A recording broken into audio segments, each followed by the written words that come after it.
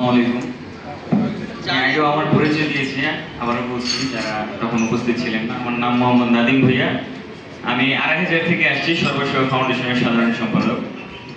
তো আমাদের প্রধান অতিথি স্যার এখন নেই, তারপরও আমি আপনাদের উদ্দেশ্যে বলছি, পর্যটনের জন্য যদি আমরা কাজ করতে চাই তাহলে অনেকেই এই বিষয়টি নিয়ে আলোচনা করেছেন। সেটা হচ্ছে রাস্তাঘাটের যে ব্যাপারটা, যে আমাদের আড়াইহাজারে আমাদের প্রত্যেকটা অলি গলি এবং প্রত্যেকটা বাড়ির রাস্তা পর্যন্ত আমাদের পাকা, কিন্তু সেক্ষেত্রে বিগত বছরগুলোতে আমরা দেখেছি সোনারগাঁয়ের রাস্তাঘাটের অবস্থা খুবই বাজে। যে এত বড় একটা পর্যটন স্পট, আমাদের সম্ভাবনাময় একটা জায়গা সোনারগাঁ, সেখানে রাস্তাঘাটের অবস্থা করুণ দশা। আমাদের নারায়ণগঞ্জের মধ্যে সবচেয়ে বাজে রাস্তাঘাট হচ্ছে আমাদের এই সোনারগাঁয়ে। তো ভবিষ্যতে আমরা ইনশাল্লাহ, যেহেতু দেশের প্রেক্ষাপট পরিবর্তন হয়েছে, আমরা ভালো কিছু দেখতে পাবো, রাস্তাঘাটের ভালো একটা দশা দেখতে পারবো আমরা। আরেকটা বিষয় হচ্ছে, পর্যটনের আরেকটা খাত হিসেবে আমি ধরতে পারি আমাদের নদীমাতৃক দেশ। আমাদের সোনারগাঁয়ের উপর দিয়ে বয়ে গেছে বেশ কয়েকটা নদী। সেক্ষেত্রে আমাদের সবচেয়ে বেশি দূষিত নদী হচ্ছে আমাদের ব্রহ্মপুত্র নদ, যে নদটা বয়ে এসছে আমাদের আড়াইহাজারের উপর দিয়ে সোনারগাঁয়ে।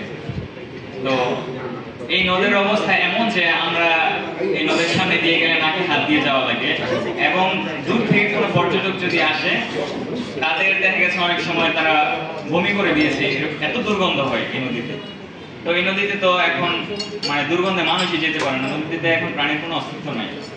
তো স্যারদেরকে আমি দৃষ্টি আকর্ষণ করতে চাই, স্যার যেহেতু প্রধান অতিথি এখন উপস্থিত নাই, আপনাদের মাধ্যমে স্যারকে আপনারা জানিয়ে দিবেন যে শুধুমাত্র সোনারগাঁয়ে যদি আমরা কাজ করতে চাই, সেক্ষেত্রে আমাদের নদী উদ্ধার করতে গেলে আমাদের আড়াইহাজারও কাজ করতে হবে, বিশেষ করে মাধবদী এবং আড়াইহাজার, যেহেতু স্যারের জোনটা অনেক বড়, পুরো ঢাকা বিভাগীয় অঞ্চলের মধ্যে আছেন উনি। তো সেক্ষেত্রে একটা আগাছা যদি আমরা নষ্ট করতে চাই তাহলে সেটা শিকড় থেকে উপড়ে ফেলতে হবে।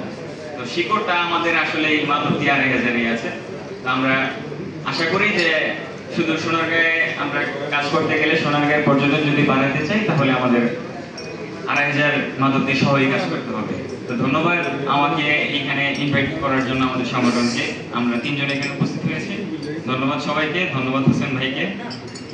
এই বলে আমার বক্তব্য শেষ করছি। আল্লাহ হাফেজ, আসসালামু আলাইকুম।